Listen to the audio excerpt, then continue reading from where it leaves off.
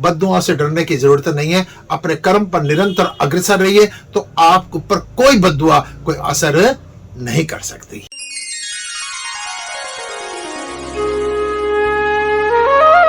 स्वामी जी, बहुत लोग कहते हैं कि उनकी किसी को बद्दुआ लग गई या किसी की दुआ से ये वाला काम हुआ, तो आपके अनुसार जो बद्दुआ या दुआ काम करती है या नहीं? आपने बड़ा अच्छी बात पूछी। हर आदमी के मन में इस प्रकार का वहम रहता है कि शायद किसी के आगे सिर कर दूं ना तो उससे कोई आशीर्वाद मिल जाएगा या कोई दुआ मिल जाएगी या कोई बद्दुआ ना दे। देखिए, जो भी शब्द बने हुए हैं ना संसार में, उन शब्दों का कोई ना कोई अर्थ भी है, कोई ना कोई महत्व भी है। लेकिन बात यह है कि हम इन शब्दों का दुरुपयोग करना शुरू कर देते हैं, समझते हैं नहीं। दुआ और बद्दुआ, इनके पीछे बहुत बड़े रहस्य हैं। लोग कहते हैं दुआओं के लिए काम करो। कोई कहता है महाराज जी हमारे को दुआ दो, हमारा काम हो जाए। कोई कहता है कभी किसी की बद्दुआ नहीं लेनी चाहिए। अरे, एक कहावत है, किसानों के कहने से क्या कभी चिड़ियां मर जाती हैं? अगर आप सोचें कि आप किसी से मांग कर दुआ ले लें तो ये झूठी बातें हैं। जैसे मैं देख रहा था, किसी बहुत बड़े संत का स्वास्थ्य खराब हुआ तो उनके चेले कह रहे हैं हमारे महाराज जी की तबीयत खराब है, वेंटिलेटर पर है, आप दुआएं कीजिए। मैं कह रहा हूं सैकड़ों छोड़ो हजारों लोग भी दुआएं करें तो अगर मान लो दुआओं से किसी की तबीयत ठीक होनी हो तो फिर ये डॉक्टर तो बेकार है। अगर दुआओं से किसी का स्वास्थ्य ठीक होना हो तो आज तो मान लो किसी की तबीयत ठीक हो गई। मेरे को कोरोना हुआ, डॉक्टर ने कहा आप रेड जोन में है, यानी आपका स्वास्थ्य बहुत ज्यादा बिगड़ा हुआ है। मैंने उस समय पर भी लाइव आकर कहा था, मैंने कहा था मेरे लिए कोई दुआ मत करना, क्योंकि होता क्या है, मान लो आज मेरा स्वास्थ्य ठीक हो जाए और आप ये कहें कि हमने बड़ी दुआएं की थी, स्वामी जी ठीक होते, कल को मैं मरने वाला होऊंगा तब भी आप दुआ कर देना, तब भी ठीक कर देना।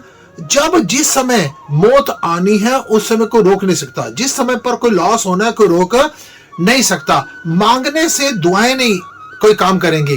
और अगर मान लो कोई बिना वजह आपको बद्दुआएं दे रहा है, मैं अपने माननीय यशस्वी प्रधानमंत्री श्री नरेंद्र मोदी जी के लिए बात करूंगा। मेरे ख्याल से ना जाने कितनी कंट्रियों में विधर्मी लोग नरेंद्र मोदी जी को बद्दुआएं दे रहे हैं। क्या उनका कोई बाल बांका कर सका है? बल्कि धीरे धीरे उनको और यश प्राप्त होता जा रहा है। दुआ और बद्दुआ की अगर बात करें ना, दुआ मांगने से नहीं, आप ऐसा कर्म करें कि जिससे दूसरा आदमी के हृदय से आपके लिए आशीर्वाद निकले।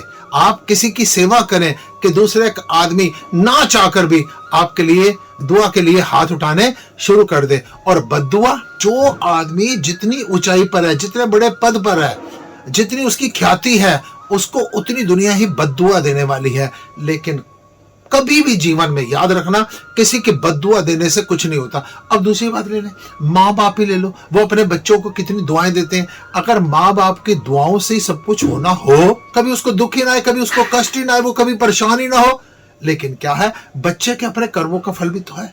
और बद्दुआएं, हर आदमी दूसरे को बद्दुआएं दे रहा है। अगर बद्दुआएं देने से किसी को लॉस हुआ होता तो सारे ही मर गए होते। दुआ और बद्दुआ ये आपके कर्मों के फलस्वरूप मिलनी है।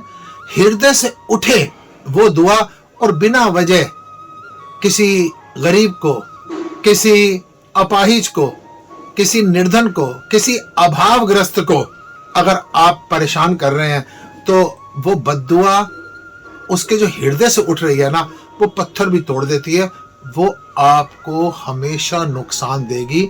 बाकी बद्दुआओं से डरने की जरूरत नहीं है और दुआ मांगने की जरूरत नहीं है।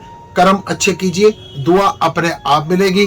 और बद्दुआएं, सारी दुनिया में बार बार आपसे कह रहा हूं, बद्दुआओं से डरने की जरूरत नहीं है। अपने कर्म पर निरंतर अग्रसर रहिए तो आपके ऊपर कोई बद्दुआ कोई असर नहीं कर सकती। ओम नमः।